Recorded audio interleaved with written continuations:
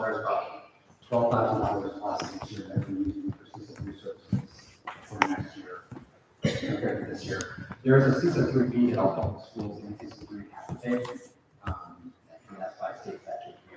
We fund part of CISA 3. And then there's some other programs that we don't have enough students that need this particular service to hire a full person, so we rent some services that they come in and full services. And most of the schools in CISA 3 are small enough that you don't have a full-time person dedicated to that.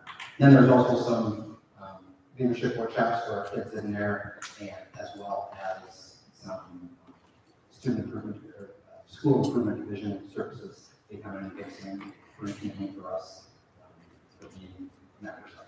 So those are some of the things. And that comes from the same budget we are talking I'm about? fine, yeah.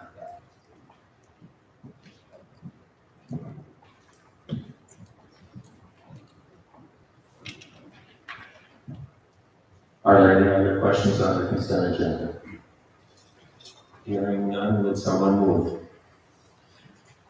I'll move to approve the consent agenda as presented. Is there a second? I'll second. Mueller, Yes.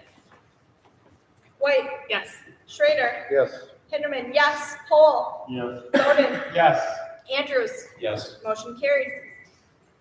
Then we're going to move to the administrative reports, and we'll start with Joy on the elementary school report.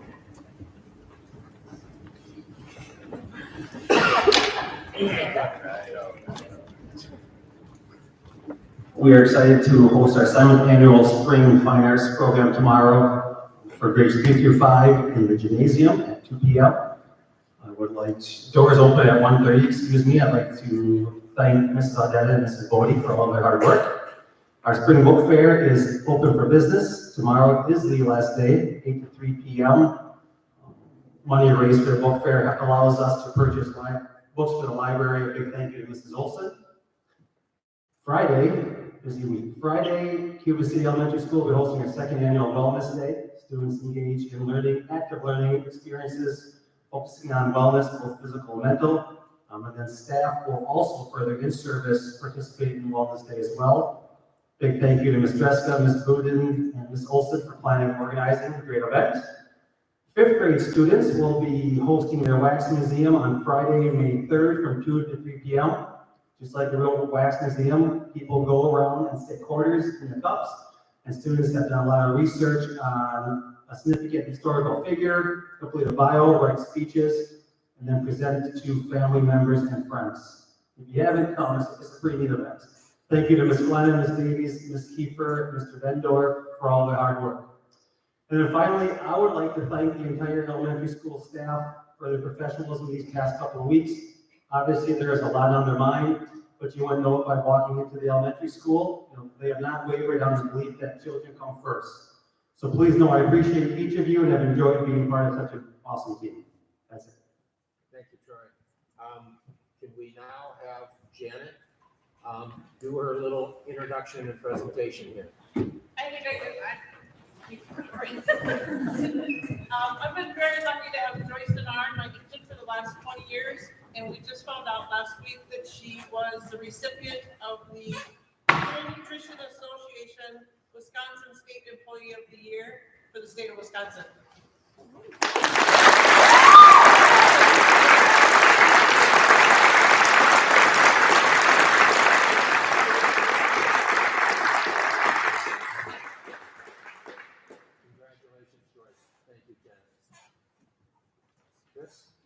All right, spring sports are all active now, more with practice than competition due to our spring weather.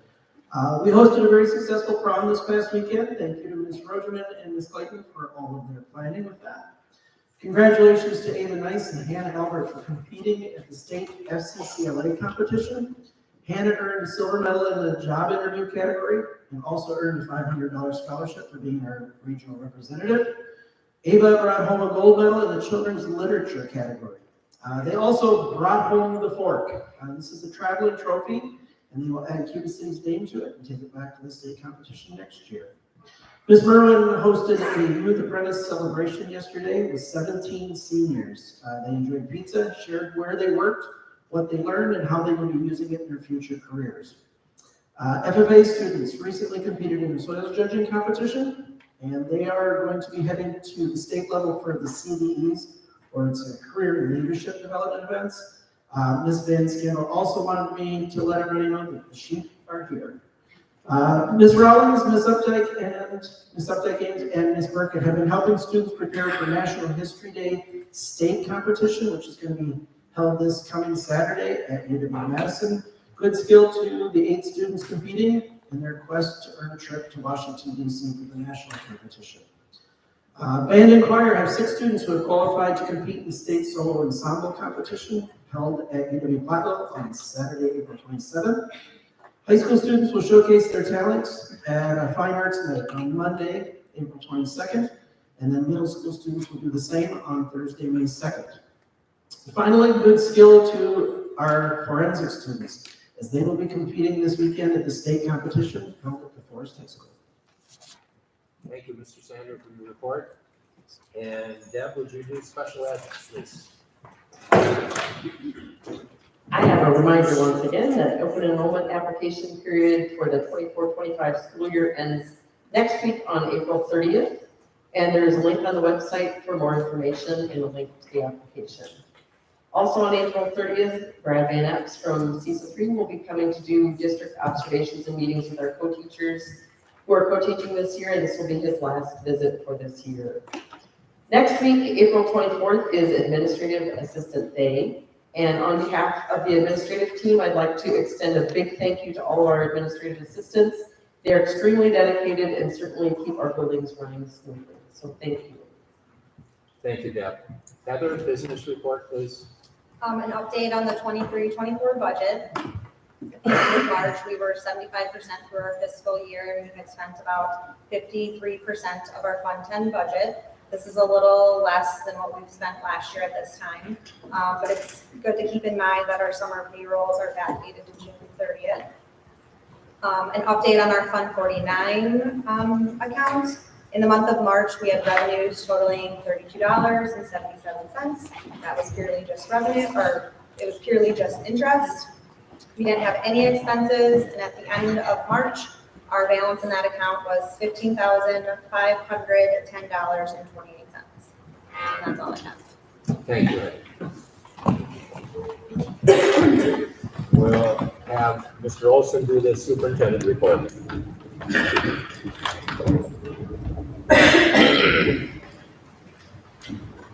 Since our last meeting in March 2024, we've received the results of the referendum election held on April 2nd.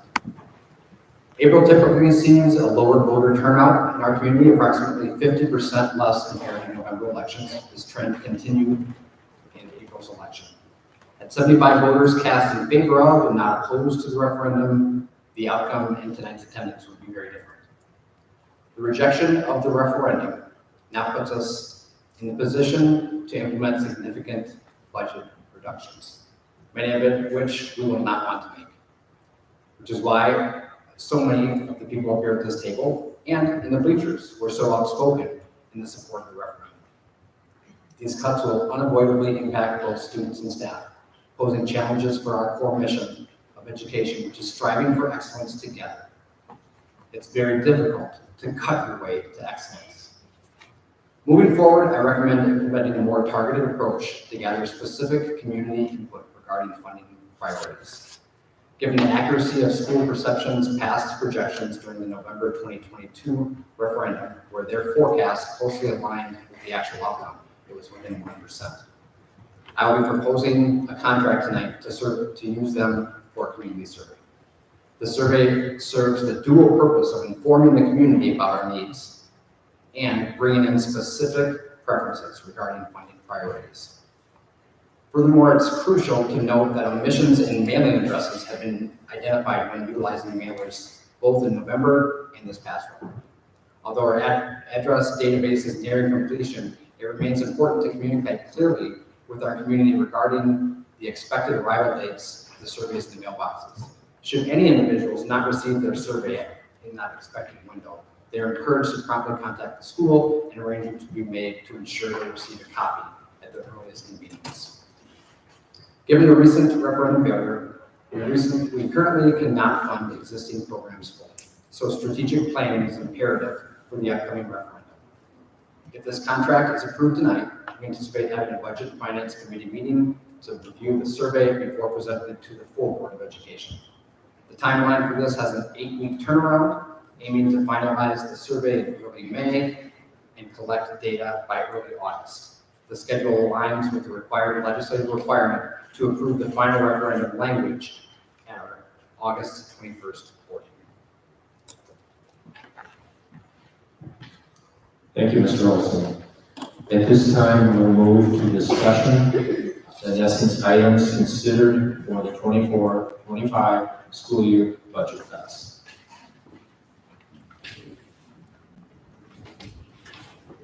The first rule in delivering bad news is acknowledging that you likely won't be able to make it better. There are a lot of ways that you can make things worse. We've been trying to make things not be worse since April 2nd. I believe a lot of us in this gym are on the same page tonight. These cuts aren't good news because they aren't good for students and they aren't good for staff. The vast majority of us present tonight do not want to make these cuts, which is why we asked our community for permission to receive the revenue back later. Last week, we shared approximately 30 potential line items, programs, and services considered for possible budget reductions or elimination. This was conducted in front of a large audience focused on understanding the considerations being made. It's normal for each member of the audience to have their own list of priorities regarding which items should be targeted for cuts first, second, and so forth.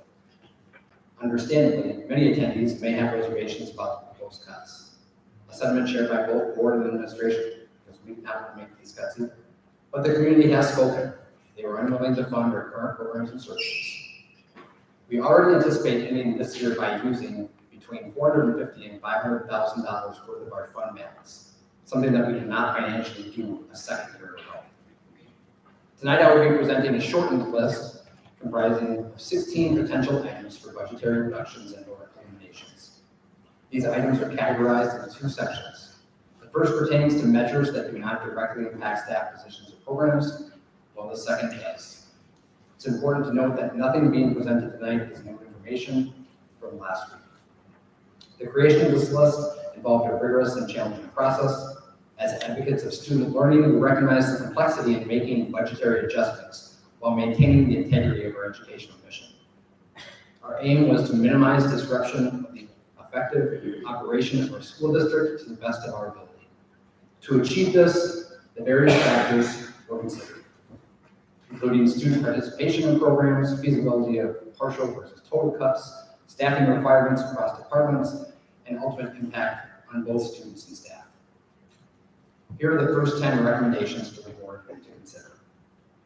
One is a health insurance change. We were able to find a self-funded option that cut nearly $300,000 from next year's budget. This option likely saved 4 to 6 staff positions.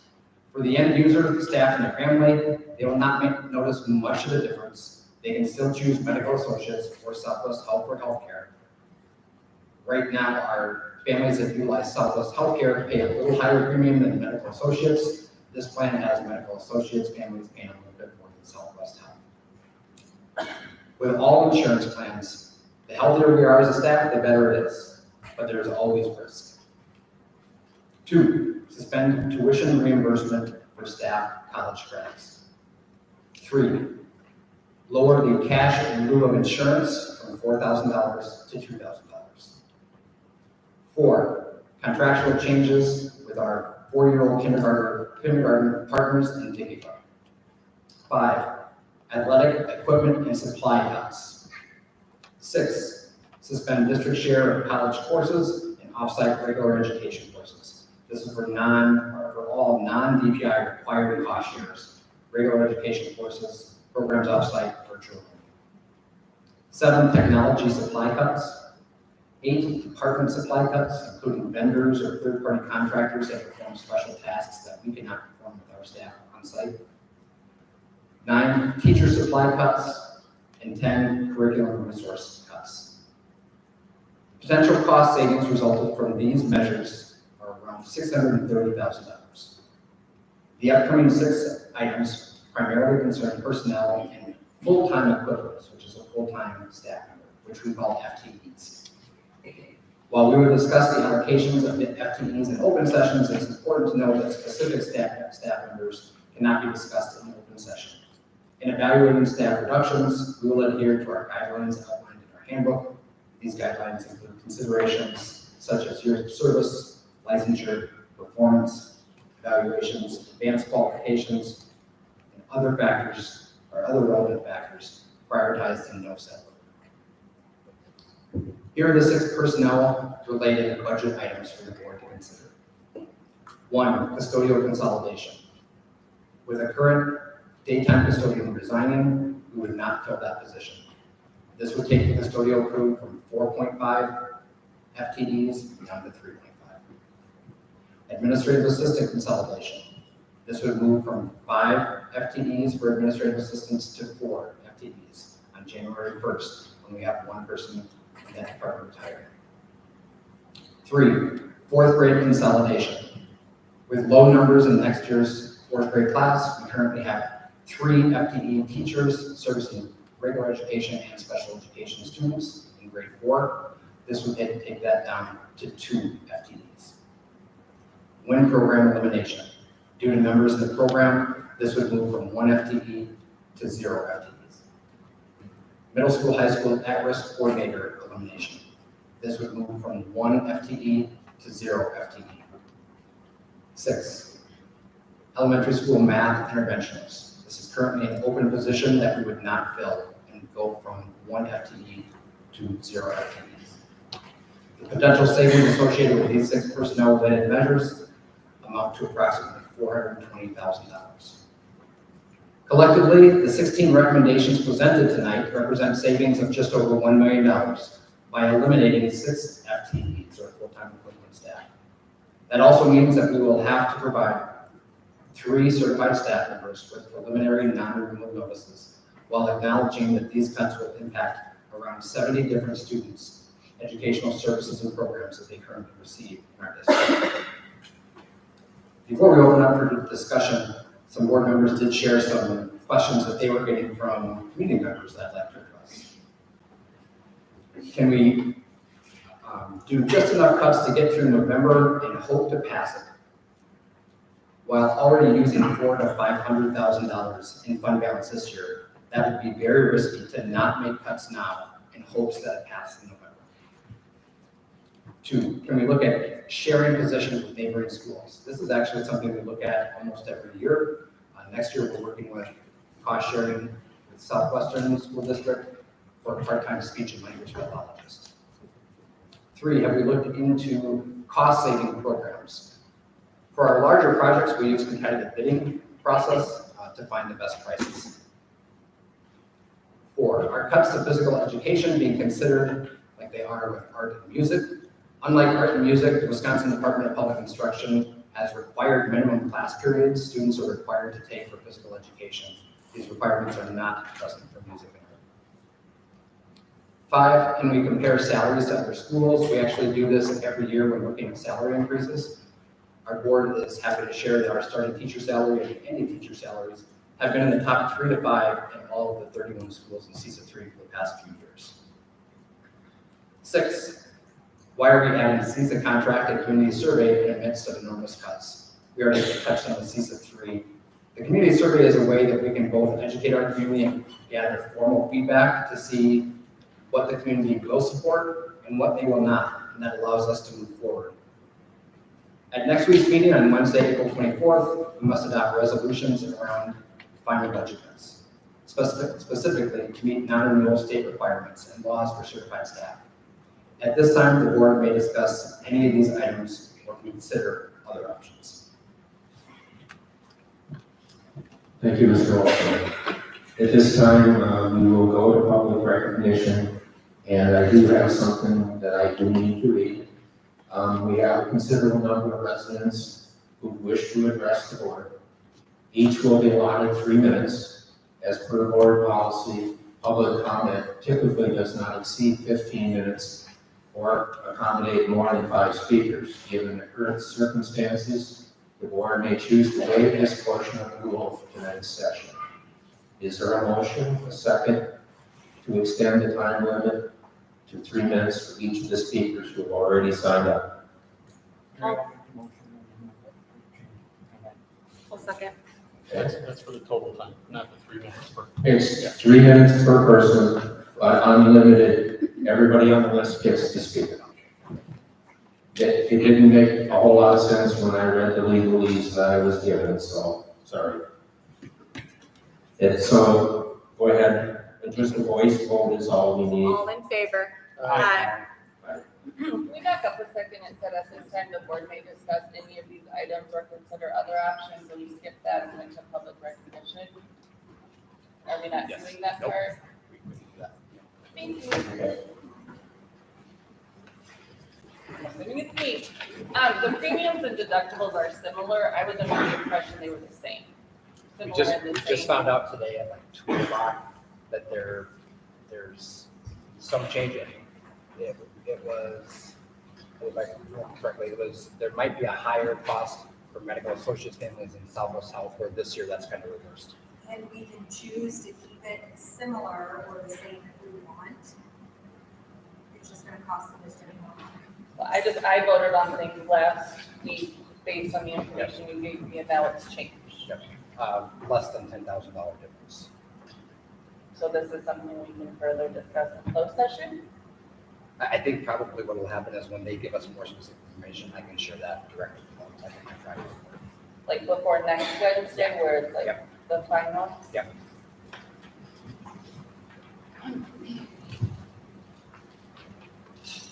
Very nice. And then are we discussing at all about like, come November, things pass, we're bringing things back, or that's not, we're not there yet? That's actually what we want to put in the survey. So we want to kind of have options where if we run this referendum, we'd be able to bring back some of these things. If you guys approve this amount, you'd be able to bring back these positions. So that would be really clearly listed in the survey. I don't think we're there yet. But we need to have that. But just so you know that that's. Okay. This evening, we will adhere to the public comment policy. Each speaker on the list will be granted 3 minutes with a timer set to ensure compliance. Speakers are required to state their name, address, and any relevant group affiliation. It is encouraged that participants avoid repetition of information or positions already addressed by previous speakers. Additionally, during the public comment period, please address remarks to the presiding officer and refrain from directing questions or comments individually to board members. It's important to note that the board does not entertain public comment during the performance or conduct of any specific district employee or student. The presiding officer, that is me this evening, retains the authority to interrupt, warn, or terminate a participant's statement if it exceeds the 3-minute limit or if it is deemed personally directed, abusive, obscene, or irrelevant. Given that, we will start with Austin Simmons. And real quick, can we ask questions? No. Just like- So if.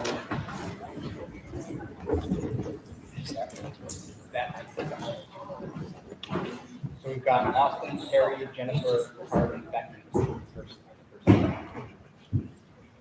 Whenever you're ready. The CTE department was originally on the list that was presented last week, so we prepared a statement for the board. The CTE department consists of business education, career, tech ed, family and consumer sciences, and agriculture, food, and natural resources. We believe our department and our programs have a significant impact on our students when making decisions in regards to budget cuts. We urge the Board of Education to consider options that will be less impactful to students than cutting CTE. In the state of Wisconsin, the Department of Workforce Development lists the top 50 in-demand jobs. Of those 50 jobs, the vast majority are CTE related. Students of all abilities, including those who exceed academically, struggling learners, and students with IEP, take CTE courses for a variety of reasons. These reasons include to meet school and state graduation requirements such as science, financial literacy, and computer literacy. Additional reasons include to gain industry-recognized credentials such as Microsoft Office Specialist, Precision Measurement, Assistant Child Care Teacher, and OSHA 10 certification. Students also take advantage of the college credit options offered through our department and benefit from the life and career skills taught in our classes. According to our current state superintendent of schools, 95% of Wisconsin students who take 2 or more CTE courses graduate high school. This is 10% higher than the national average. We as a department would hate to see our graduation rate fall or for our students to open and enroll elsewhere in order to take classes they deserve to have. Comments have been made that if programs and positions are cut, they may be brought back later pending a future past referendum. Due to a shortage of teachers in our areas, we fear that if you cut our programs and try to rehire later, you may not find someone qualified to fill the vacancies. Skill development and career and college readiness extends beyond the classroom in our programs. Our department has 3 career and technical student organizations tied to it: FFA, FCCLA, and Educators Rising. The number of great opportunities available to our students through these organizations are too great to list. We also host a semi-annual career day in which students are able to connect with community members and alumni. The Youth Apprenticeship Program, which is directly related to CTE, allows students to learn outside the classroom and develop important skills meaningful to our community. As part of a state requirement for this program, students must have a form of related instruction. This requirement is often met through CTE courses. If CTE programs are cut, students will have to take classes elsewhere, likely costing the district more money. Thank you. Thank you, Austin. Gary Gertson? All right, first I'd like to say, I'm sorry that you guys are sitting in that position. I've been in that position, so I know these decisions are very difficult. With that being said, I just want to say that I'm very frustrated by some of the things that I've seen on the board. And the biggest frustration that I have is when people are silenced and said that we will talk about it in closed session. One of the reasons that our referendum isn't passing is because people don't feel that the board is being transparent with them. Okay? They want to hear the ideas that you guys have. They want to hear the ideas that the public has. And they want to hear it in open session. They want people to hear what the ideas are. Now, I understand from sitting in your seat that there's a lot of things that we feel that are a possibility. And I have a list of them tonight that I feel are a possibility, but I don't know because I know school funding is a very difficult thing. There's a lot of accounts and there's a lot of regulations as far as what you can and can't do. I just don't want to see people silenced on the board and not being able to talk in an open forum.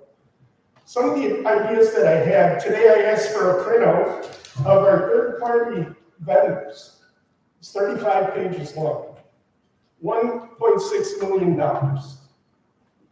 Before we cut our staff, these people that have given their all to us and our kids, have we looked into third-party vendors? Now, I know a lot of the things on that list are needed things, right? But there are things that I'm sure can be cut or that can be negotiated. I think it's a wonderful job of the list that you guys came up today compared to the one that I heard last week. So you guys have been doing your due diligence, and I appreciate that. But before we cut into staff members, can we look at, and I'm glad you brought it up tonight about CESA too, because I know at CESA there's a lot of programs that are beneficial that we cost share with other districts. But there may be some that we don't need. And those are people that are outside. I would rather see the people that we already have here, our wonderful staff, not have to worry about their jobs being cut, but we have third-party vendors that still have a contract with us. And I think it's important that we look at those. Another question I have is we passed the building referendum, $18 million, correct? Or what is it? 26. Okay, so $26 million. Where's the interest for that going? Because we haven't started to do 90% of the projects. Can that interest that we are collecting off of that money be used for operating referendum? I don't know the answer to that. Okay, another thing that I have is if the district receives the FEMA grant for the gym, and we have $8 million, can that go back on a referendum, that $8 million in savings, instead of using it for additional building, to put it up to the voters if they can use a portion of that money for operations versus building? Yes. Unfortunately, your 3 minutes is up. You're making great points. Is there something that you can share these with us, just to be fair to everyone? Yes, I will send you an email with them, but again, I think it's important. I understand that we have time limits, but I think it's important, especially the taxpayers are able to be heard. And I'll come back to another meeting. Unfortunately, the next one you're making a decision. But 3 minutes, hopefully, everybody else that has something to share can get out what they have to say in 3 minutes. Thank you.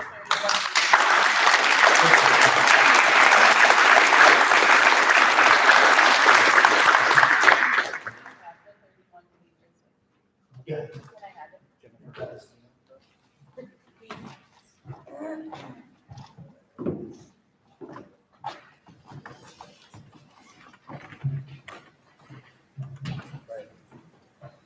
Hi, I'm Jennifer Holmes. And I'm Christina Brewer, and we are the current fourth grade teachers. We would like to address the consolidation of fourth grade due to class size. We are proposing that I move to a dual role as a fourth grade general education teacher and special education teacher.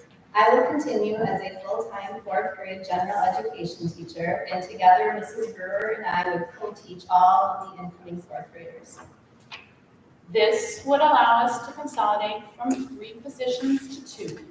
Instead of 2 general education teachers with 1 fourth grade special education teacher, we would have 1.5 general education teachers and a half special ed teacher. We have a movable wall between our classrooms. We would partially open it to create one large classroom so we can co-teach the class and separate into smaller groups as needed.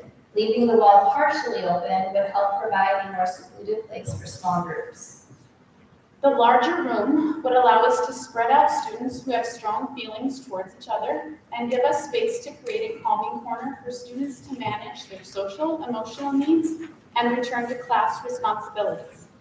Also, with both of us having lots of experience in fourth grade, we feel we can be very flexible in one of us leaving to help a student and the other seamlessly taking over instruction. I would teach fourth grade content and service students with IEPs. I would continue the WILD program that students do with Mrs. Burrows and provide additional math support. Mrs. Holmes has a certification as an Orton Gillingham tutor, so she can further support these students throughout the day to make connections to their WILD instruction. We believe that in our current situation, this solution is best because first, we both have prior experience co-teaching with each other. Our long-term relationship makes us feel that we can successfully take this on. It also creates a smooth transition when returning to 2 fourth grade classrooms the following year. We have already begun revising and improving instruction and assessment for next year, and we are taking the Writing Revolution training this summer to implement next year. To leave the work to those who aren't familiar with it would diminish the effectiveness of the instruction and assessment of our students. We are both extremely dedicated and invested here. We have each been at CCSD for well over a decade, live in Cuba City, and have children who are students in our district. In fact, I have a daughter and a nephew coming into fourth grade next year, and I'm comfortable with the solution for my own family. We would really appreciate your consideration for our students and our district. Thank you for your time. and your support. Thank you.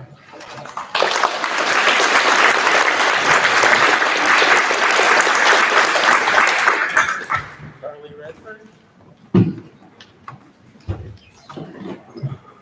Hi, my name is Carly Redfern, and this is Amika Gall, and we are part of the intervention department.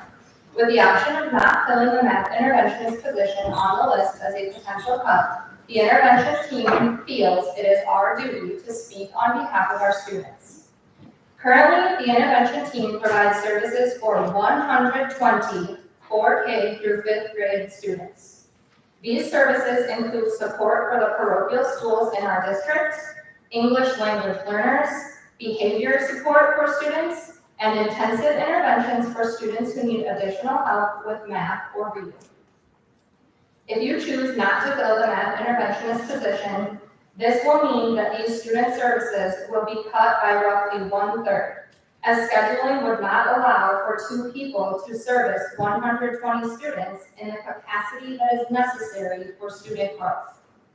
Early intervention is vital to student success, and taking that away would be detrimental. The effects won't just be felt at the elementary level, but they will trickle through the district as students who do not receive early intervention risk falling behind year after year. We care deeply about our students and believe that they deserve the extra support in order to reach their full potential. With that being said, we understand that cuts must be made and that there is no perfect solution. There are, however, some solutions that were suggested that may be better than others. We urge you to seriously and thoroughly consider options that will not directly affect the sole purpose of our school, and that's our students. Thank you for your time and consideration.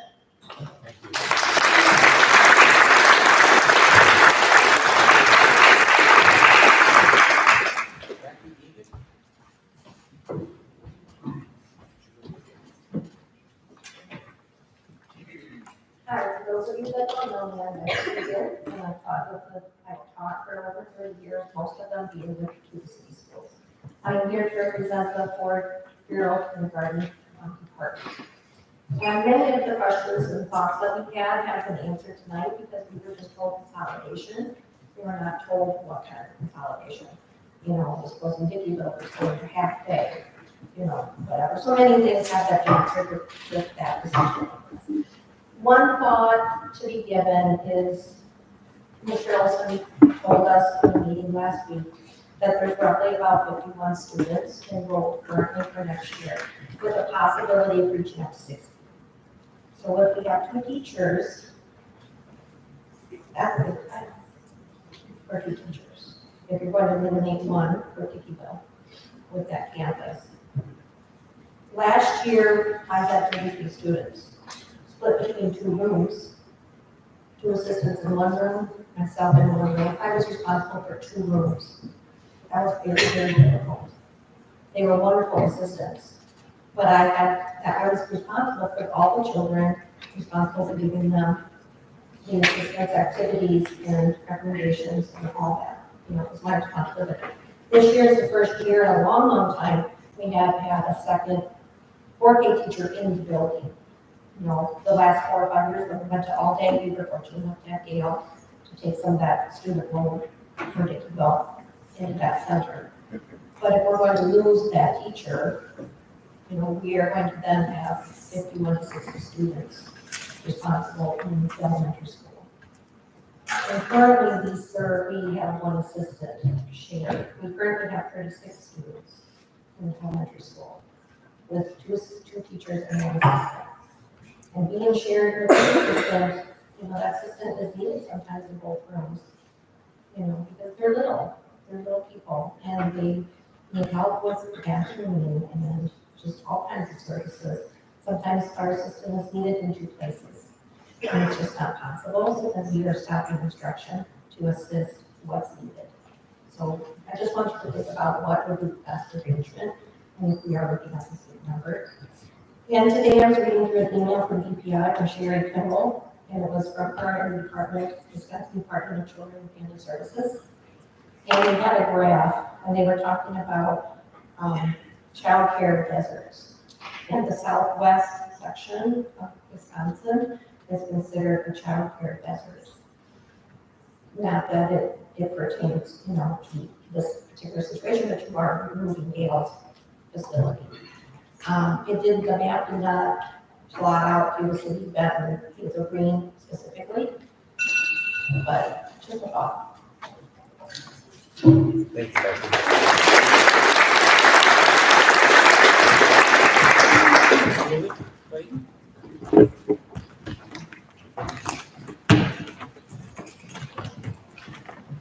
I'm Julie Clayton, Katie Arvada, I'm Julie Clayton.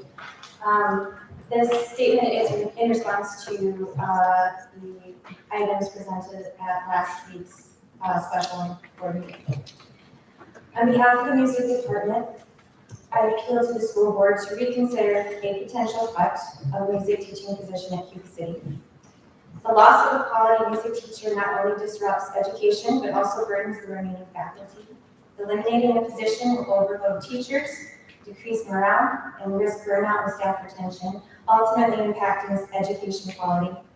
This strain would extend to other staff, disrupting schedules, prep time, class sizes, and supervision duties in both buildings, creating a domino effect across the district. Cutting a music teaching position will inevitably lead to a decline in the quality of musical ensembles, as students will have fewer opportunities for instruction, practice, and performance. For instance, teachers covering their 28 elementary music classes a week would not be able to teach lessons to middle or high school students. Without individualized instruction, band and choir students' musicianship suffers, leading to fewer accolades and prestigious festivals. Furthermore, a decrease in the quality of music education may deter prospective students and lead to a decline in enrollment, thereby tarnishing the school's reputation. It doesn't make sense to propose the construction of an auditorium meant for music performances while simultaneously reducing the resources dedicated to music education. Without adequate teaching staff, the potential of the proposed auditorium to serve as a venue for enriching the fine arts will be severely limited. Music education is one of the three pillars of our school that our school stands by and supports alongside academic and athletic excellence. Research consistently shows that the students engaged in music education demonstrate improved academic performance, critical thinking skills, and socio-emotional development. Cutting these programs would deprive our students of these invaluable benefits, hindering their overall learning and growth. These music classes are not just extras, they are essential components of our students' education. While they may not be required or subject to state mandated tests, they provide a safe space and a second home for many students. For some, they are the only refuge the students have. These classes are not just desired, they are desperately needed for the well-being of every student in Cuba City. Cutting them would be a disservice to our students and our community. I urge the board to reconsider the proposed cut to music education teaching position. By preserving and investing in music education, we affirm our commitment to fostering holistic development and academic success of our students. Thank you. Thank you.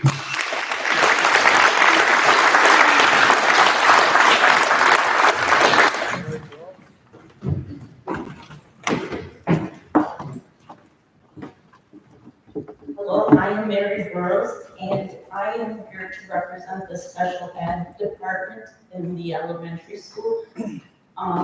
Especially for Holly and myself, we were concerned when we heard at the last meeting that the only assistants that they were thinking about rehiring were one-on-one assistants.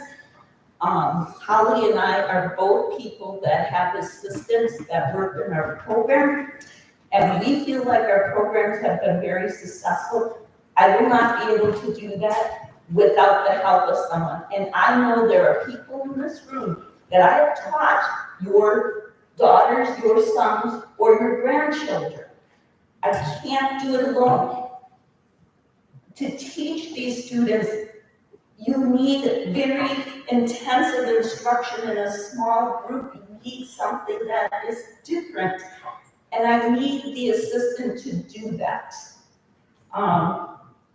This assistant needs to know the program. I cannot have someone just come in for an hour during reading that has no background with Wild and expect them to teach it. It's just an impossibility. And I always thought special ed was supposed to help kids reach their potential, not just put them in a room and do nothing with them. It's just very concerning. We're also concerned about cutting the hours of assistance because Holly and I both need really good assistants to help us do our job correctly and to help every student meet their potential, regardless of where they're starting. And I just want you to think about that. We need to help these students. Thanks.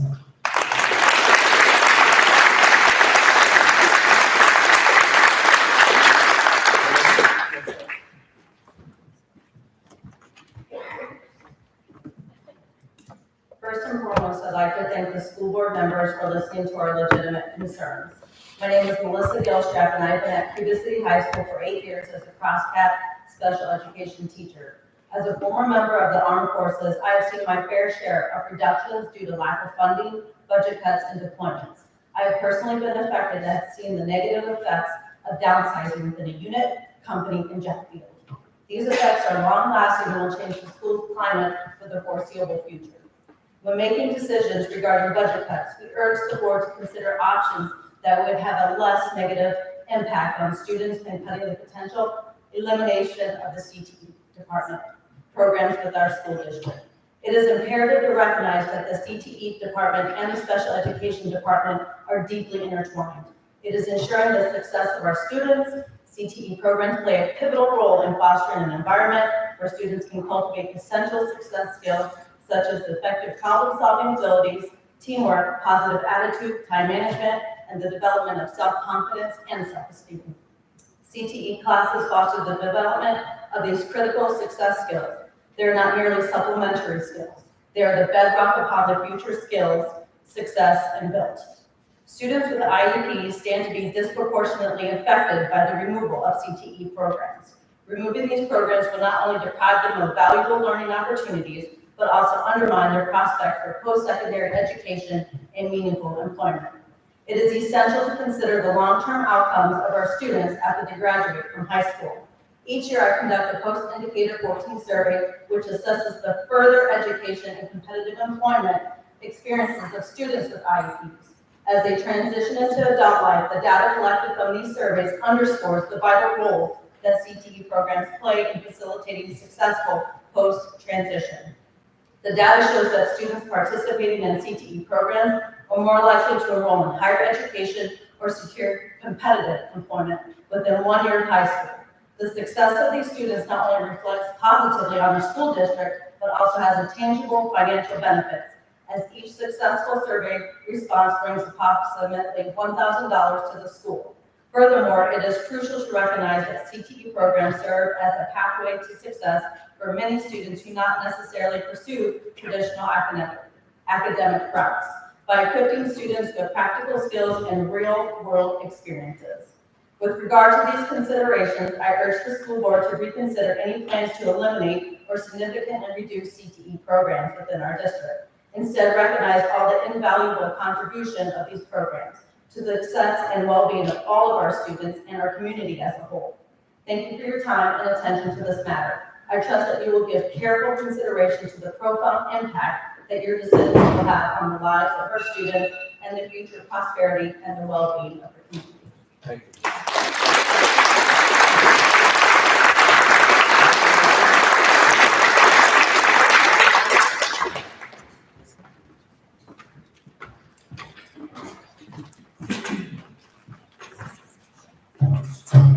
Hello, for those who don't know me, my name is Jessica Denard, and I am one of the elementary administrative assistants.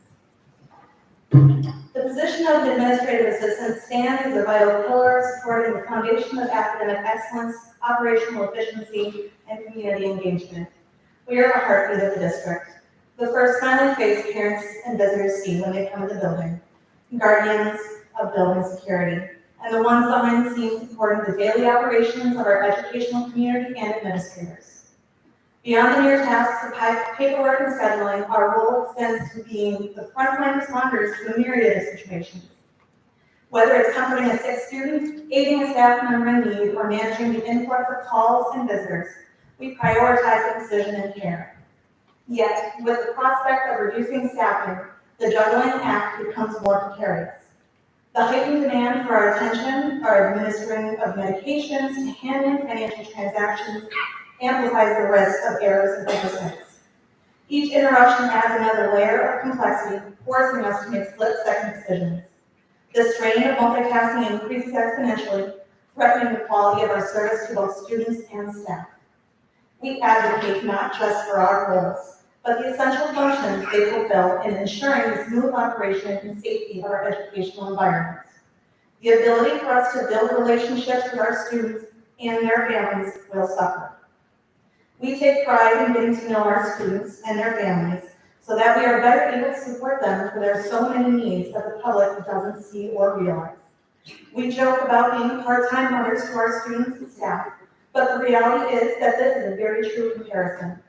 We see them when they're hurting, we see them when they're hungry, we notice when their clothes and their shoes are unwashed and don't fit. We see when they can't afford meals and trips or supplies. We hear them when they're frustrated. Our ability to identify these needs and help in any way will suffer if we are too thin and can't make those connections with our families. With the significant administrative changes on the horizon, combined with possible reduction of our department, the task of finding substitutes will no longer be a sustainable part of our duties any longer. It will set us up for failure in expecting us to find coverage for our respective buildings while our increased workload suffers. Additionally, our ability to assist with stepping in, classroom coverage, behaviors, lunchroom, or recess assistance will significantly be reduced, if not impossible. This is an unimaginably difficult time, and we do not envy you the tough decisions you have to make. Please know that we appreciate your time and effort, and especially for giving us the opportunity to shed some light so you can consider what the reduction to our department would mean for our students and the staff of our Cuba City School District. I submit this to you on behalf of myself, Pam Trammell, Jessica Lipker, Ashley Blonick, and Julie President. Thank you.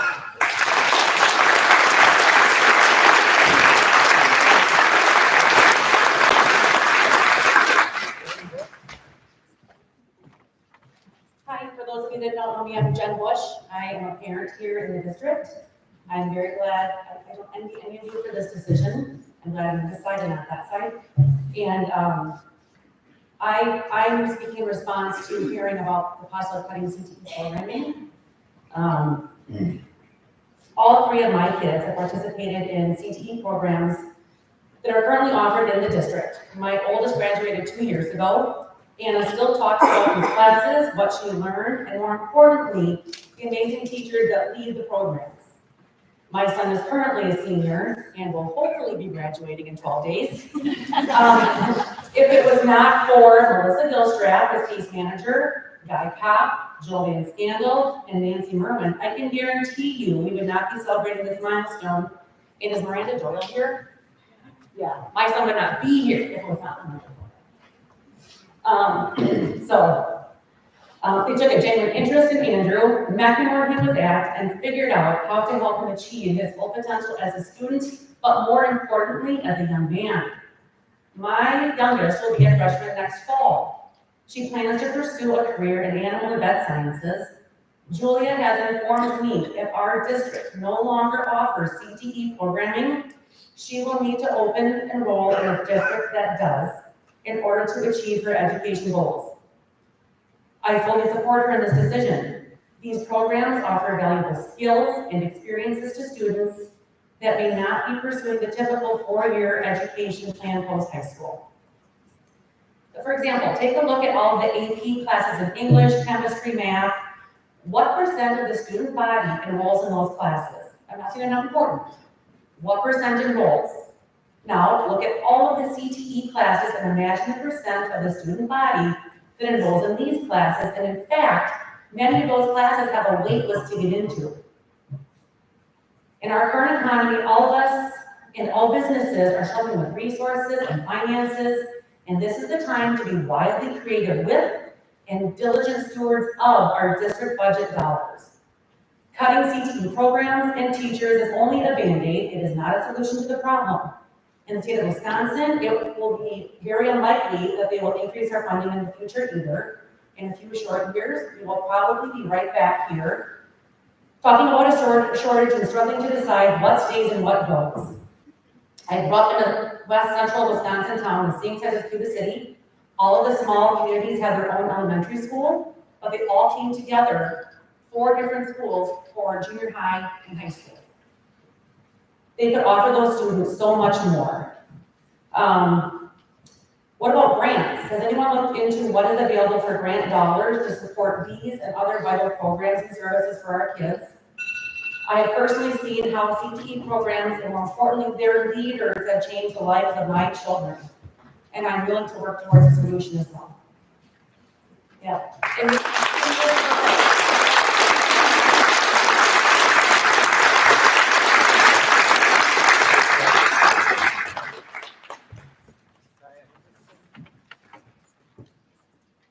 Good evening, my name is Kaya Anderson, and I'm a senior and a sophomore here in high school, and I appreciate the opportunity to share the thoughts of my husband and myself on these decisions you are obligated to make.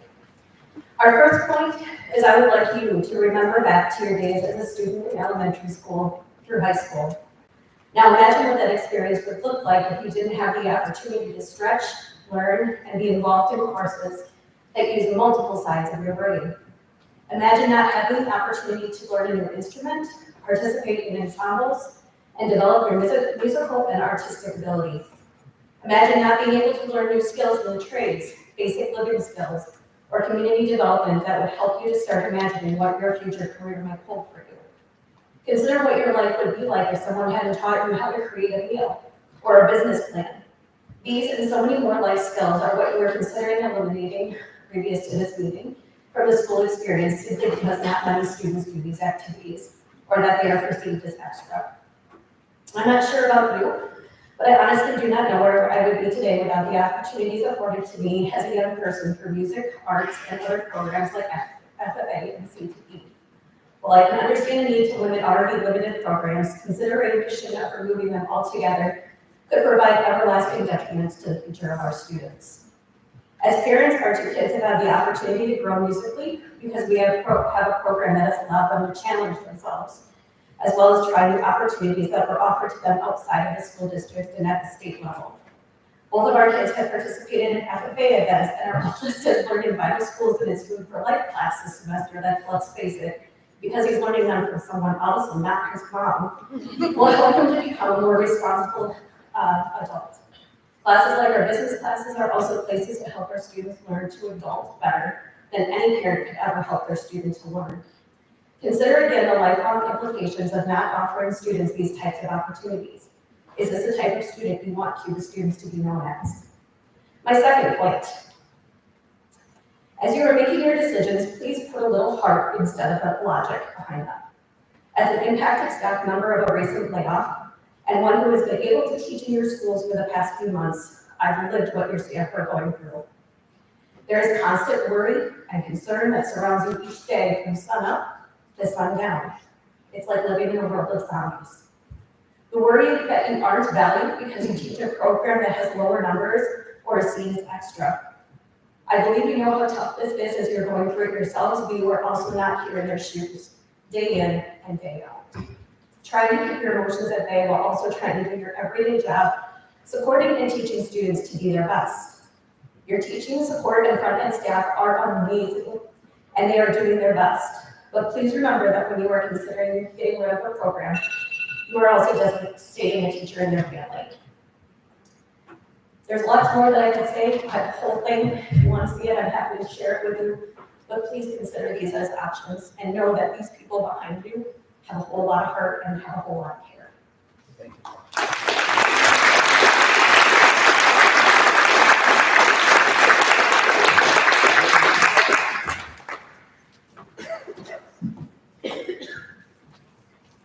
Hello, I'm Kathy Maxtrop.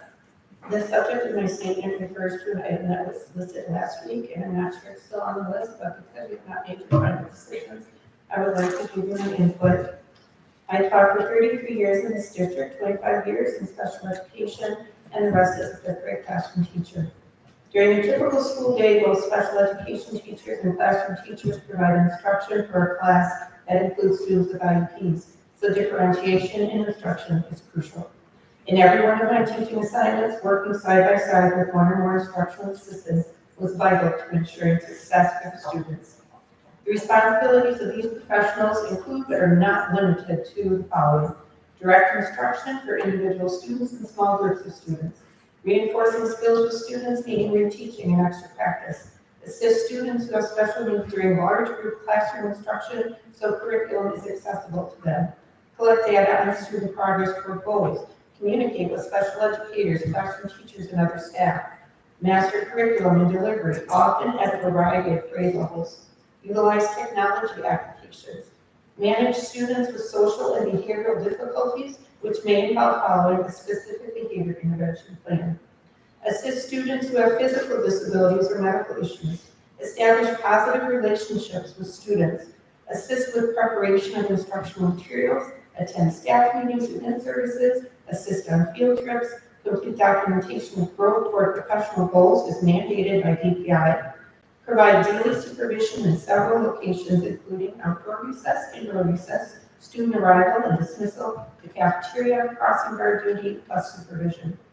The existence of paraprofessionals in the classroom, whether special education or general education, allows certified teachers to manage every aspect of instruction and classroom management without sacrificing the needs of any student. Compensation for these positions consists of an hourly wage along with a health insurance benefit package. Typically, take-home pay for a paraprofessional barely matches the current living wage for our state. I know paraprofessionals who take on extra duties within the district, not only because they care about kids, but because they need to supplement their income. Some also work non-school related jobs beyond the school day. The health insurance benefit is crucial to the financial well-being of these employees. Without that benefit, I can't imagine very many, if any, of our assistants will remain in the district, and attracting new candidates for these positions will be next to impossible. Maintaining the high standards historically valued in this district requires retention of our instructional assistants. I certainly do not envy the task we now face. I only ask that when making these difficult decisions, you do everything possible to retain and compensate staff who directly provide educational services to our children, and this does include our paraprofessionals. Thank you for your time and attention.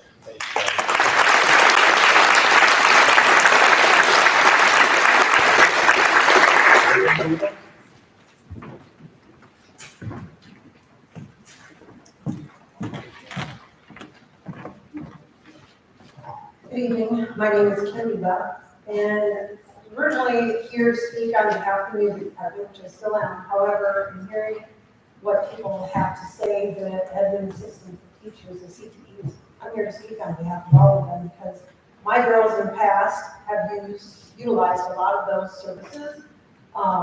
Those workers, teachers have all been amazing to them. I have a son in 6th grade who is up and coming, so I read the proposed letter to the editor and it said very clearly, nobody wins.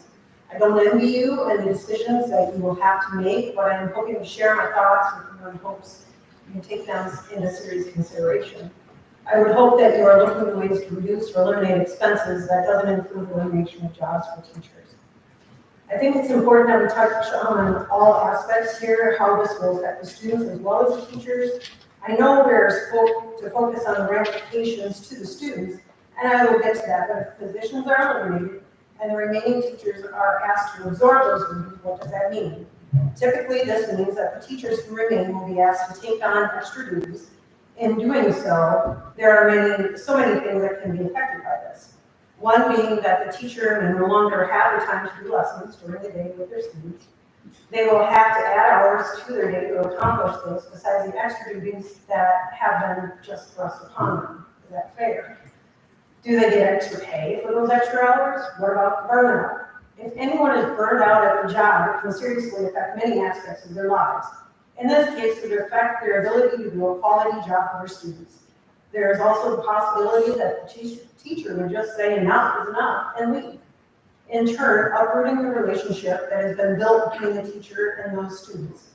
When I made my daughters aware of everything going on and possible cuts to the music program, they were very upset. All three were very active in band and their choir, and some of the things they shared with me that they felt about their experiences in music over the years, here at the city included.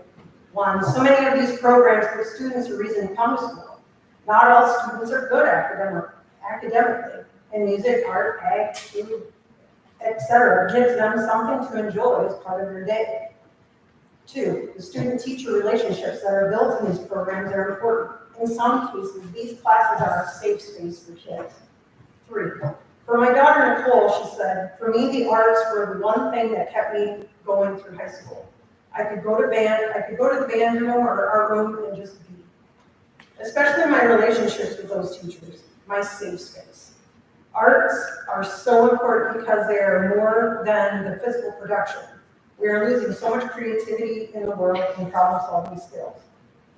And four, they were given opportunities to perform with larger groups through honors band and choir. This is all very important to us, and I don't envy you. Thank you for doing it.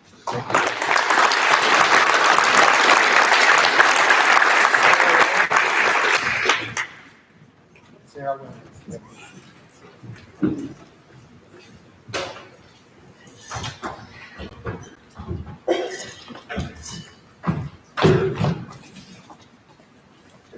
Hello, my name is Sarah Williams, and I am the at-risk coordinator for the 6th through 12th grades.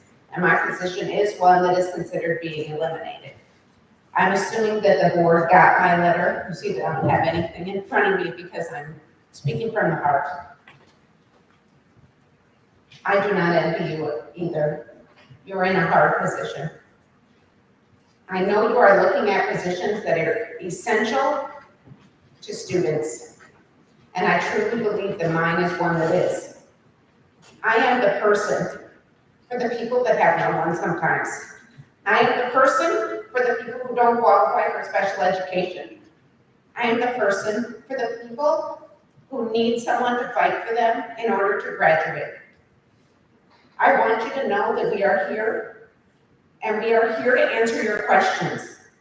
Please start asking them. Please come in. Please see what we are doing. We are here for kids. Please make your decisions based on what's best for kids. Thank you.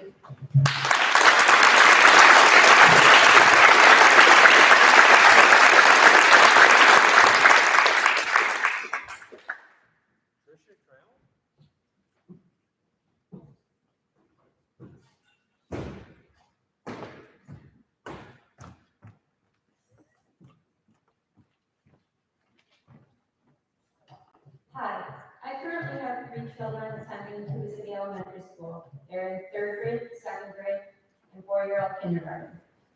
I came today to plead to you to not eliminate a 4K certified teacher. It sounds like that was last week. I didn't hear it tonight, but you can have this feel anyway. Having had kids at the school for 5 years now, I feel like the 4K program has finally got on track this year. Key benefits to having 2 certified teachers include more direct instruction all day, structured activities, and more organization. I've noticed these differences this year compared to when my oldest daughter was in 4K. It is important to keep class sizes lower to ensure that all students are getting age-appropriate assistance and structure. This will start to set them up successfully for kindergarten. If we switch to half days, where will kids go the other half of the day? Child care is also in a state of crisis due to cuts in funding. Our local child care centers don't have the capacity to enroll 4-year-olds back into the programs because there's a lack of space. Current daycare laws require 1 staff per 13 4-year-olds. 1 per 13. If a 4K teacher is eliminated, that means 1 certified teacher would need to report on 50+ students next year. That teacher could have 5 assistants, but that still means that one individual would have 50 sets of parents to have meaningful conferences with, 50 students to monitor for early signs of special needs, and at the end of the day, have to try to remember and differentiate between interactions with 50 4-year-olds. How can one person do that effectively? Unless there is a robot signed up for this, it seems impossible to me. I understand cuts need to happen, but I don't think we should see those cuts made in the 4K program, especially after all the progress it's made. It would be a direct disservice to the 4K students and families that are eagerly looking forward to starting their education journey. Thank you.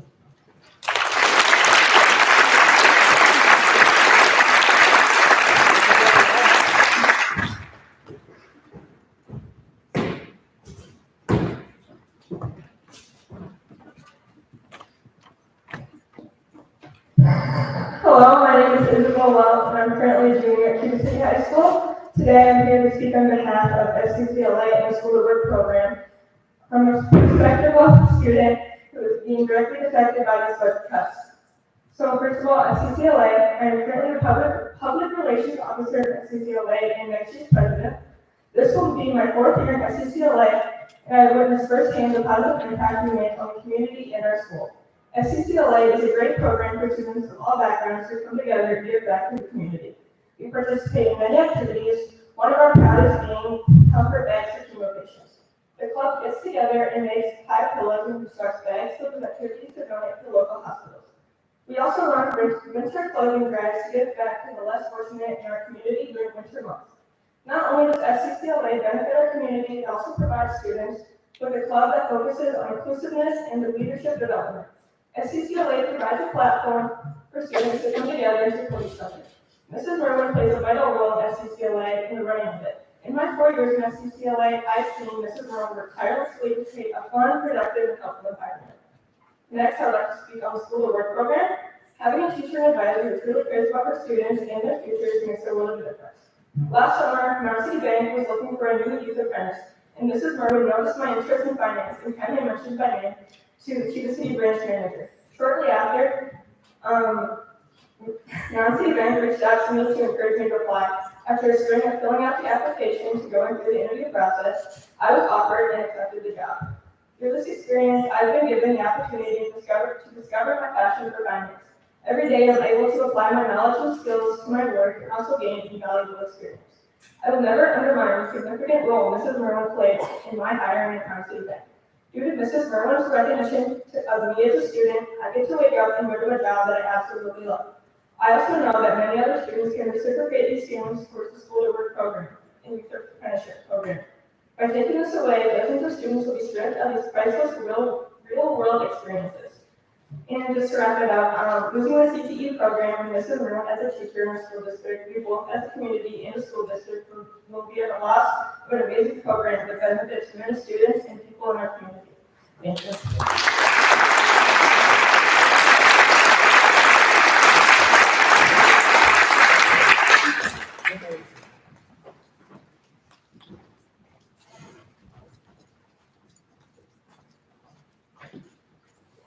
Good evening. Thank you so much for allowing myself to speak.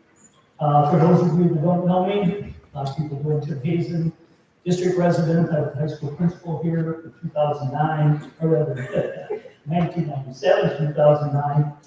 Great school district I inherited when I came here as a principal. It was a master's school at the time. We were probably one of the 10 best schools in the state of Wisconsin when you look at the ratings. And currently, we're at about number 30. That's great. We're still, one of the 400 and some schools, we're still there. A lot of work to do. One thing I asked President Andrews is that I'm going to try and keep to 3 minutes. I got a couple items at the end I think everybody would like to hear. So if I go over 3 minutes, I would ask for that each time. My last speaker? No. Oh, I'll try here. Okay. First of all, 2023 building referendum. Great results. We're bringing Cuba City facilities up, so we're keeping up with our surrounding schools. We didn't do anything else with what the surrounding schools have done. So we're finally getting us up to where everybody else is. Open enrollment time for that. No tax increase. I firmly believe that's why that passed, because it was marketed as no tax increase, and it was. The only problem was when the 22 taxes came out, people didn't realize that school taxes went up, but it wasn't until the 23 school, and that kind of gave a negative reaction to people. I heard that, but it wasn't your fault. That's just the way it was. Too bad it's taking so long for our buildings to start. I understand the federal government is dragging their heels. That's too bad, because if people start to see some building bricks going in, attitudes change for everybody. They see where the money's going. So again, building referendum, great job. Now, the one that just went down, the 2024 spending cap, terrible timing. You know, no state help with school aid, as hopefully we were all hoping, because, you know, they were talking about $8 billion deficit. We'll talk about that a little bit later. But nothing came across that was expected to help rural schools. None of the 33 rural schools in our CISA have gotten any help, and that continues. And I'll talk about that later. The marketing of the referendum is fantastic. The videos that were on the school board site, fantastic, answered every question. All the mailings you sent out, great information. Media coverage from the Tri-County Press, the Platteville Journal, fantastic. It didn't work. It didn't work. And I've got some suggestions on that when I get done here. Okay, effective major cuts in this budget coming up for next year. We have going with $400,000 increase in open enrollment coming in. That was in one videos. Fantastic. That's going to be over with if you cut. I guarantee you. That is going to be over. You're already seeing it happening in the school district. Again, we have been one of the elite districts in this CISA forever.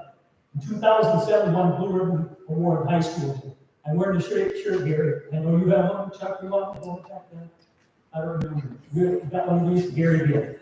Okay, why did we win a Blue Ribbon Award at Cuba City High School? It was because of the start of our kindergarten, preschool, elementary school, middle school, high school, and parents, and our administrative staff, and most of all our faculty that we had here. They were fantastic. And as a result of that, we have maintained, my goal when I became principal, maintain or get better, keeping that top 10, and we did. And again, we need to watch what we're cutting. My city council, you wouldn't believe the amount of requests for building in this community. People want to move here, and what I hear from all over is because of our school district. But because housing is a shortage, that's a problem. But we're making a matter, we're making gains in that, new subdivisions and things like that. Teacher training, big one, yes, sir. I'm over. In fairness to Mr. Churchman, your 3 minutes is passed about equally. So Ken, if it's all right with the board, we have our last speaker, and then I'll ask the two of you to add anything you want, if that's all right with the board. I appreciate that. Thank you. So you can sit with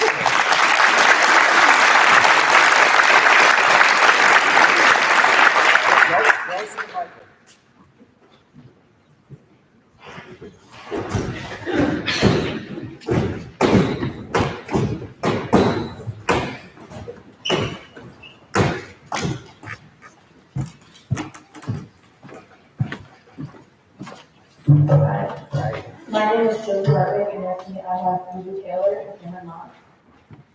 We are all students here at Cuba City. Unfortunately, some positions may not be off the next school year. One position that I know of is currently filled by Sarah Williams. I, as well as many other students, was and still am one of the students, multiple students in the past 2 years. She's been teaching in high school. While I'm here, I want to share just how she has helped me learn and grow as a person, and how her position has impacted many other students as well. She has been more than just a teacher to me. She has become one of my favorite people and a very trusted adult in my life. She has taught me how to manage my work if I'm falling behind, how to study, develop for tests, and overall prepare for every day. Ms. Williams comes to work every day with an amazing attitude. No matter if she had a bad night in the morning, she always knows how to lighten a person's mood and make them feel seen or heard when they feel they have no one to do so. If it weren't for Ms. Williams' encouragement and support, I would not have been able to get to where I am today. Her position is so important to talented students at CCHS. I wish that she was able to continue to help me through college and even just through life in general because she was so great. The impact that she has made on me and my perspective of school is crazy. Nobody has ever been able to motivate me so much. This is such an important position for students who need that little bit of extra help. They need the extra support and a person to push them and encourage them to keep their grades up and get through high school. If this position gets cut, it will put more pressure and work on other teachers and on the counselor to help students with testing assignments. I believe that Ms. Williams is and will always be needed at the high school level. And I feel that you would be doing a huge disservice to CCHS students by eliminating your position. I hate the thought of CCHS students not getting the same opportunities with Ms. Williams that I've had. Thank you for this opportunity to share my thoughts.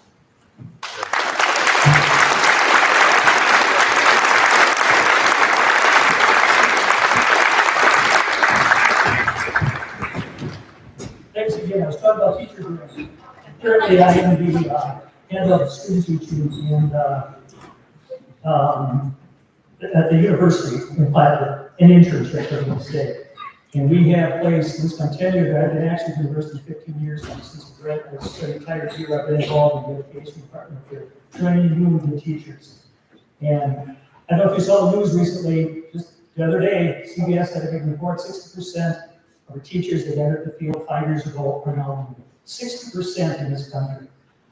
Channel 3 did a similar thing, the same thing's happening. So we're having a big teacher driven. Why? Because it's so much different, much difficult. Becky Eden, I can tell a story with Becky Eden. Last year, she was in charge of 2 classes, 21, I believe, in the class, correct me if I'm wrong.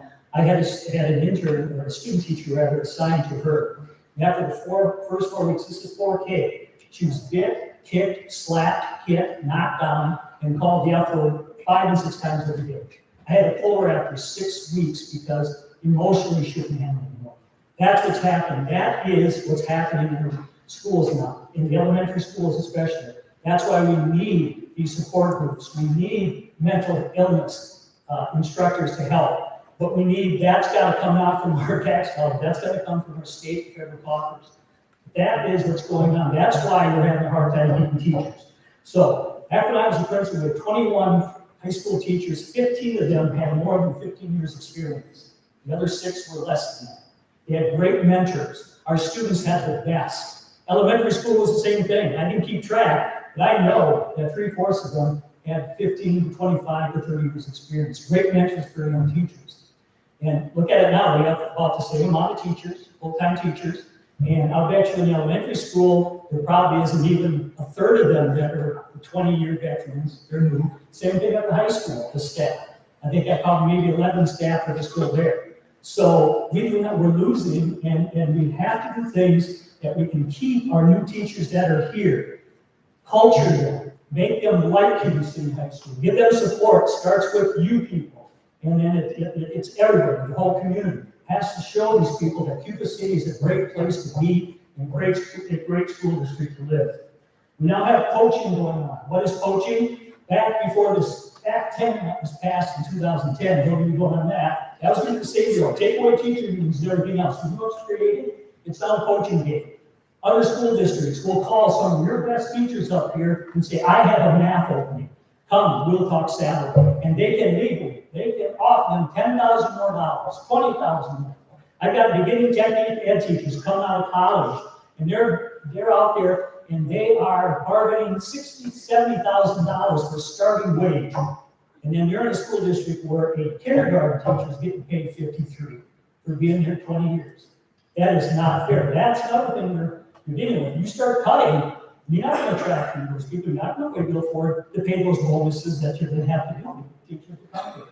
Unless we can keep our teachers that are here now, get them mentored, get them satisfied. So and again, less opportunities in teaching in classes, less student quality, and the students don't get good quality. You're going to have the perfect state. Our buildings and grounds are going to be perfect. You're not going to have the students to come because open enrollment, they're not going to come. They're going to start leaving. They come to Cuba City because they're the best. When open enrollment started way back when, we had all kinds coming in. Not only everybody said, athletics. No, not always. State budget. I wish that we had Travis Trammell and we had Barton sitting right here. They should be here tonight. They should listen. Right now, the state is projecting by the end of the next biennium, $3.5 billion surplus. One half is saying, give it back to the taxpayers. Return it to the taxpayers. The other half is saying, give it to rural schools. Give it to those that need it. We need to get out there. And we need to tell those legislators to help rural schools. We need to do that. There's an election coming up in November, and if they're not willing to talk to you about that, that's how we can change it. That's how we can change it. So again, it's beginning to call me what voucher schools get. I'm not talking about St. Rose And our other Catholic schools, they don't get that money. They don't qualify for the kind of vouchers they're paying the public voucher schools over our schools. We need to work on that with our legislators too. Now, the next referendum.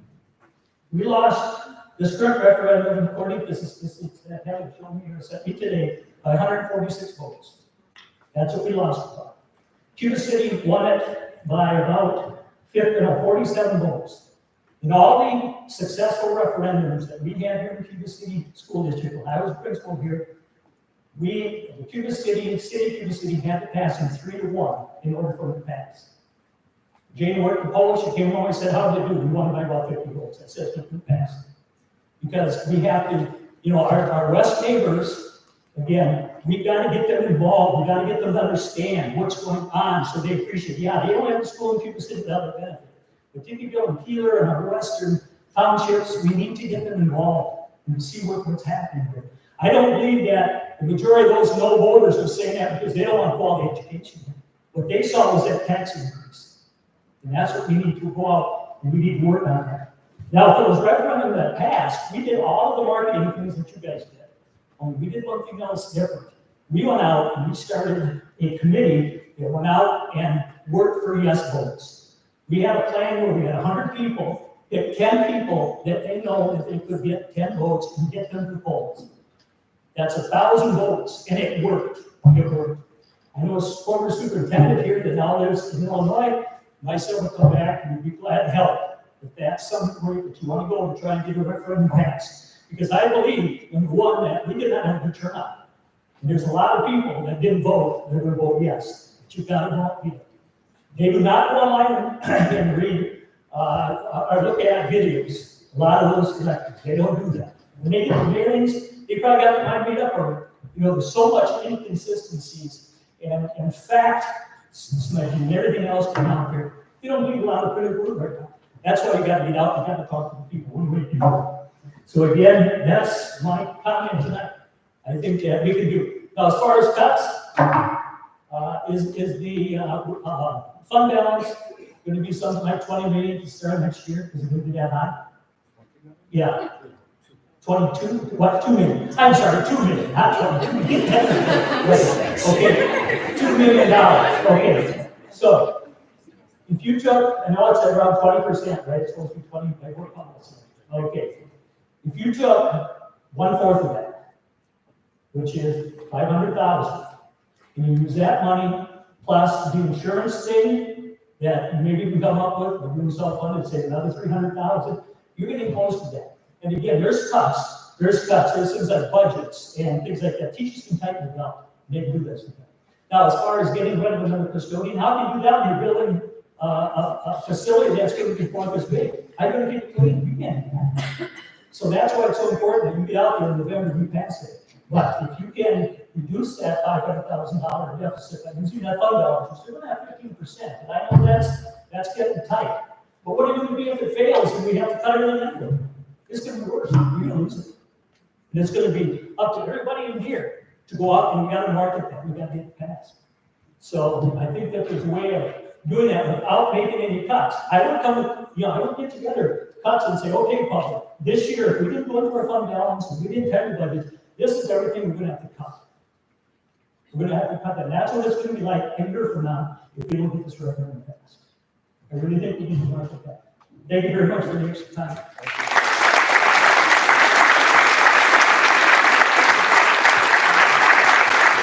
I just wanted to all that, because what they said, absolutely, Sarah Williams, I just wanted that was on my list of things to hit. She has been remarkable for one of my children and has done phenomenal things. And to see her position being one of those that's being considered, it just breaks my heart, and it shouldn't be that way.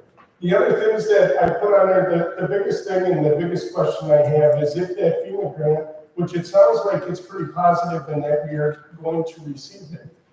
And there's $8 million there. Instead of doing additional $8 million worth of renovations to the building, if we can put that on a referendum to take that money instead of building and for building referendum to use that as an operating referendum, we would have plenty of money to keep going for years to come. And you can put that additional $8 million into this facility, but as Mr. Hazen said, who's gonna take care of it? We got additional buildings to heat, we got additional buildings to take care of, it's gonna be a problem. Also, the other thing on my list is running additional facilities, I've seen that on a thing, and one that I had is, I was kind of blown away, but sports referees. Now, I know we gotta pay for sports referees, and it's in the amount of $40,000 for our different athletics. And I'm wondering if there's a way that through our booster club, and I know they do a wonderful job and they give back to our school, but if there's a way that our booster club could pay for the referees for those games and then any additional money they have after that. And I know we're only talking 40,000, but we're talking 40,000 that could be the difference in someone's job. Right, so those are the list of items that I have that I do appreciate all the time that you put in, that you guys did come up with $600,000, but I think in the additional third parties that we pay, we can easily come up with the other 400. So thank you.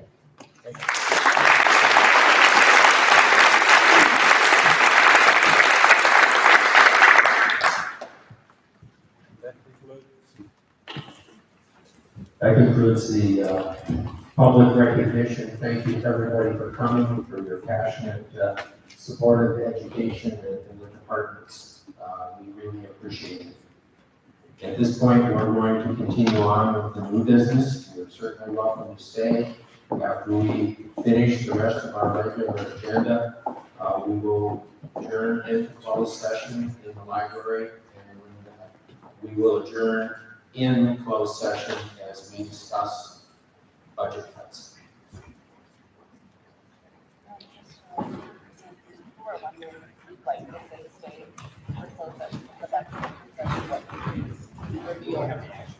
I didn't know they. The question was asked if you stayed till we were done in closed session, would you learn anything? At this point, I don't know that we're not making any decisions tonight. In essence, we're gonna further discuss what's on the agenda for our next week's meeting, and discuss everything we've heard tonight, to in essence try to come up with that $1 million that we need to balance the budget. And we'll see where that takes us, and I have no clue how long that's going to be in that, because obviously time is of the essence here, so I appreciate your help again. Thank you.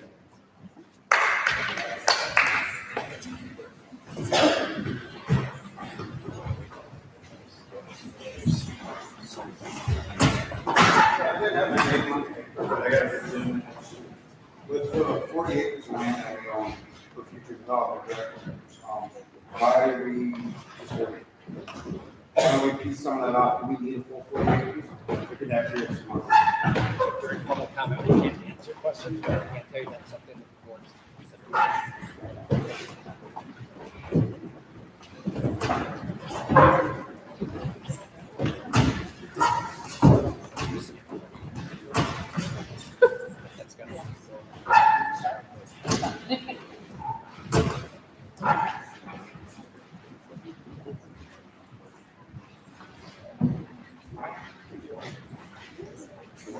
New business, the first item is approved the date time for the January Board of Education meeting. It's currently set for May 15 at 6:30. Is there a need to change that? Hearing none, I guess it stays as noted. Item B is approve the list of graduates for the class of 2024 pending successful classwork completion. I think that board, you have the ability to look at that, so I guess all we need is a motion, please. I'll move to approve the list of graduates for the class of 2024 pending successful coursework completion as presented. Is there a second? I will second. Mueller. Yes. White. Yes. Schrader. Yes. Kinderman. Yes. Cole. Yes. Bowden. Yes. Andrews. Yes. Motion carried. Item C is approve the contract with school perceptions for the community survey that was previously mentioned. This was brought up in my board report. Contract is a little different, they kind of break it out. It looks like it's, last time it was 9,800, it looks like it's around $10,000 this time. They were within a 10.1% last time, so they were able to tell us, yes, if you run this, you'll likely pass it 56%, but that's up to around what it was. So we would like to use this to see, okay, these are the things that we've already cut. If we pass this version of the, would you support this version of the referendum? And that would bring back none of these positions. Or the next option would bring back a couple of these positions. And one option would be bring back all the positions. We'd like to see where our community, obviously there's a lot of feeling and support in the gym for this, but we wanted to send that out to all of our 2,000 residents and have that factual data back. We look at it and say, okay, now that we heard from the community formally, we're going to recommend this because we feel this is going to pass and this is going to be able to bring back these positions or these items. So that's my suggestion. Are there questions of Mr. Olson regarding that school perceptions community survey, obviously aimed at going to referendum in November?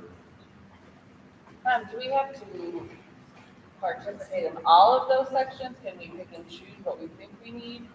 I know there was like a list in the prices and then the optional services, but do we have staff and people at our disposal that can help us with some of that stuff so we didn't have to spend $10,000? When I read through it, I didn't think there was a section that we would be able to handle it in the timely manner that we need to get the language approved. Which is by when? Which is by our August 15th. Or August 14th. So if we approve it right now, and we approve the whole thing. The only thing that we pay as we go would be exactly the number of mail. I do pay per mailer that goes out. The postage and the return envelopes are pay as you go. But when I use 2,000 to go out, then we would get about $10,000. And is that typical to other places that use the same company? Yeah. 2 years ago, it was 98. And have we used them before that? That was my first time using them here. I used them when I was at different school.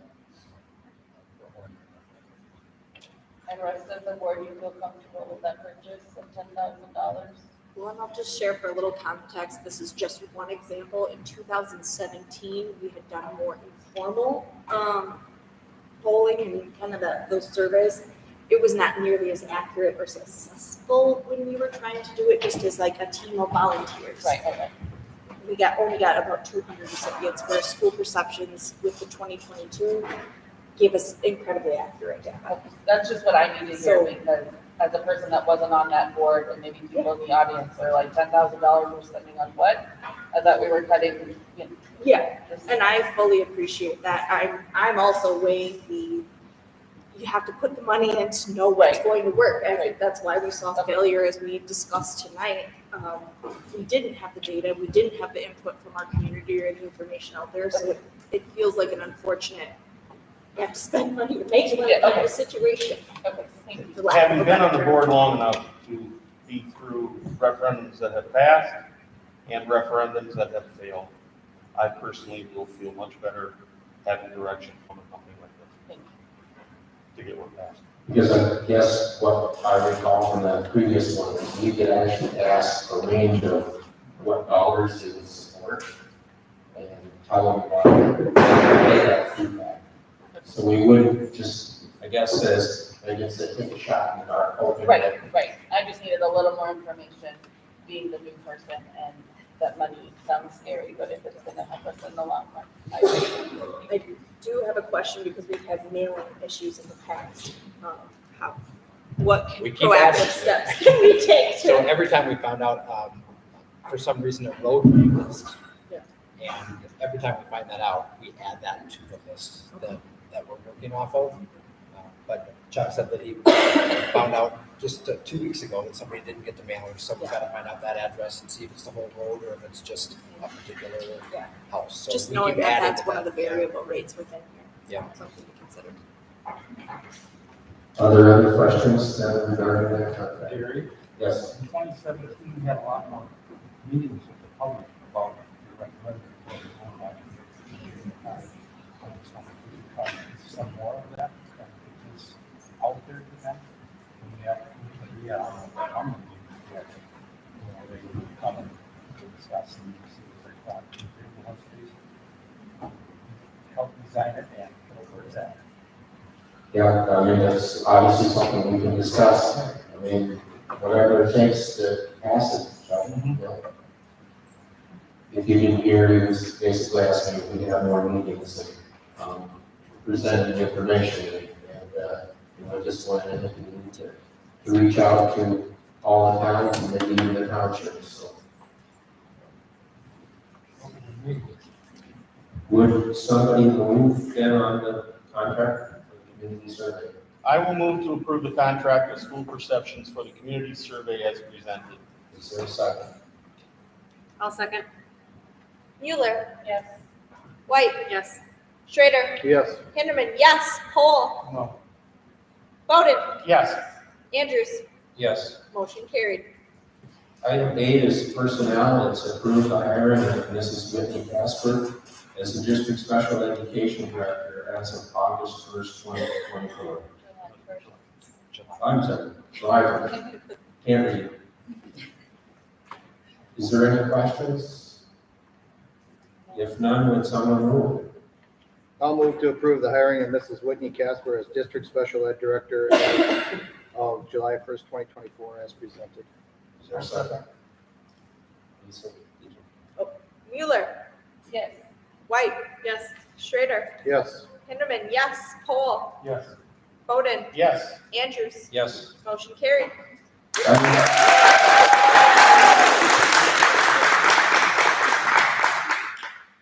Item B is to approve Miss Kirsten Slot as a volunteer high school softball coach. If there's no questions, but I will make that motion to approve the hiring of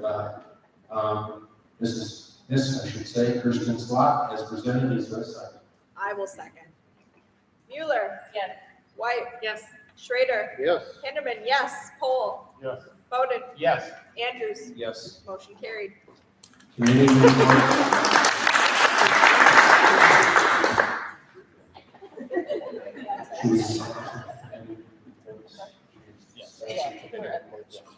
We're going to dispense some committee reports for tonight,